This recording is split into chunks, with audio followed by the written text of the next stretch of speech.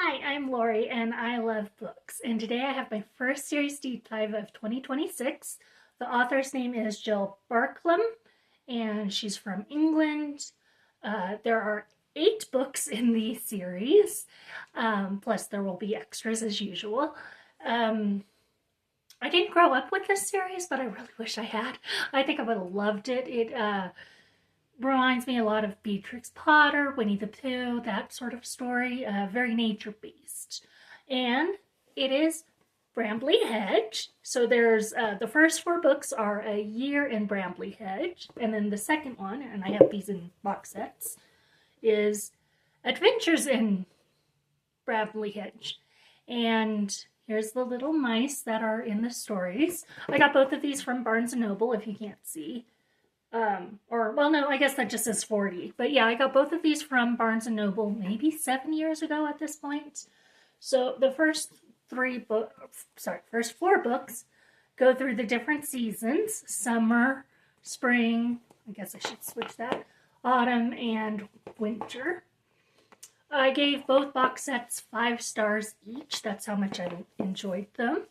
The spring story is a surprise birthday party for Wilfred Toadflax. That's this little mouse. And then this is Primrose, his friend. So the mice all lived in a community, and each book has a map showing the hedge and all the little places. I love when books have maps. And then each of these books, because it's in the box set, has a little introduction on Brambly Hedge. Each of them are the same.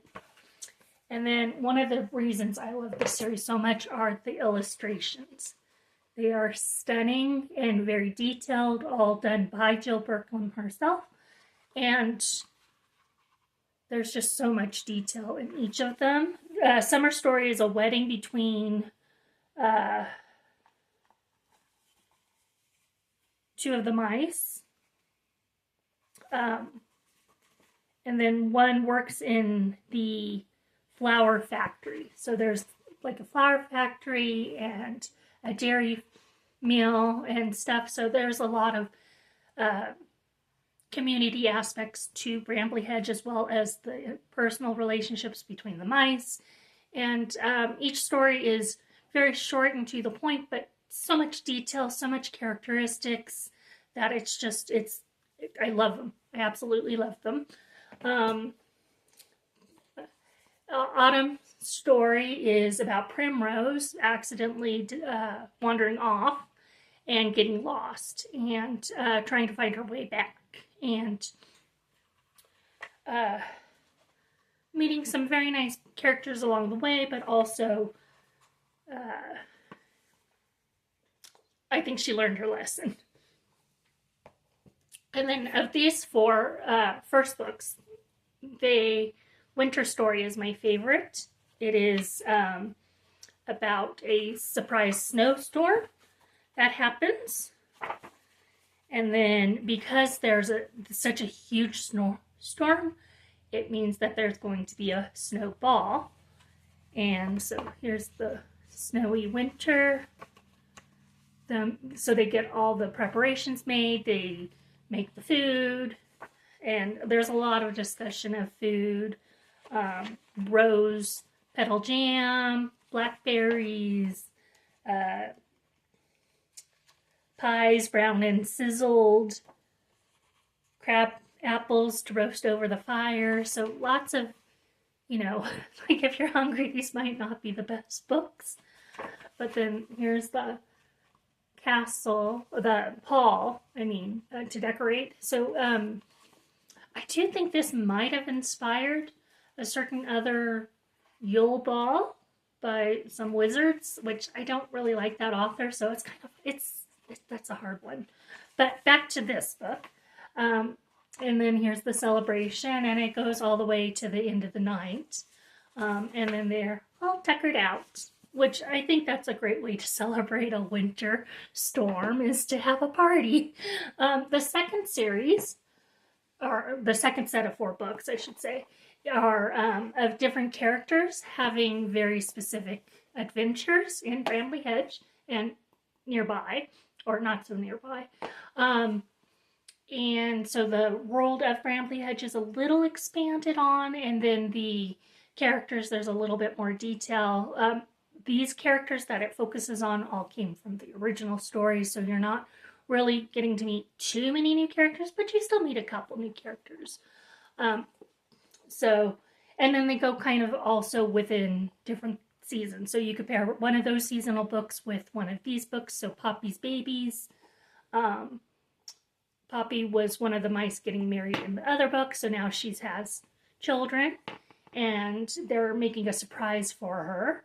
And this was my favorite of these 4 books.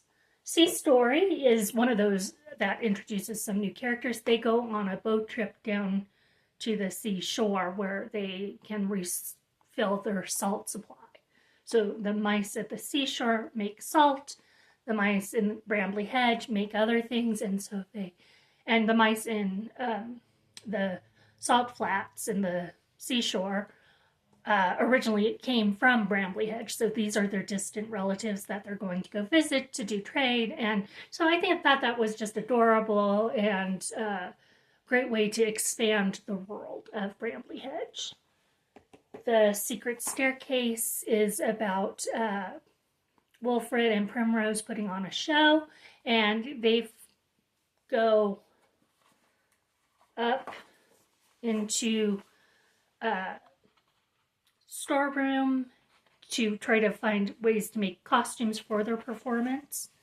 And they discover a door that they hadn't noticed before, and they find the key. So another one that is very reminiscent of like this secret garden. And then they find this secret staircase that leads up to all these rooms, because in the past, Brambly Hedge was much bigger than it is currently.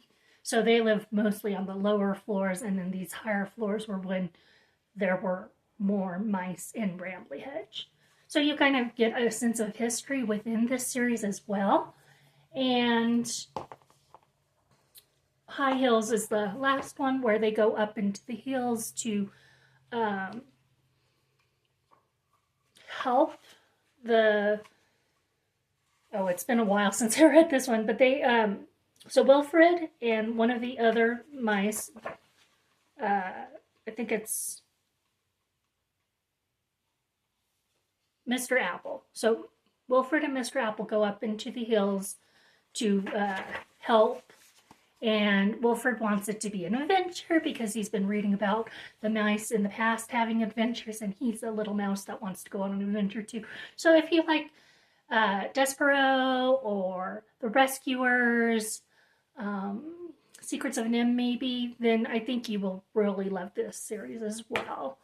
And then the last book I have for today, oops, I dropped all the other ones, I'll pick those up in a minute, is A Visit to Brambly Hedge, The Making of the World Within the Hedgerow. And this goes behind the scenes a bit. It shows the different relationships between the mice. So that's the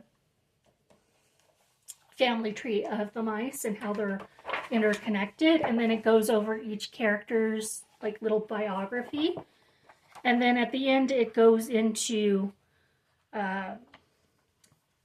showing Jill's rough drafts, and then how she elaborated on her artwork, because she is the artist as well as the writer. Which, do you prefer that, or do you like it when the writer and the illustrator are separate? I think I usually prefer it when they're the same person.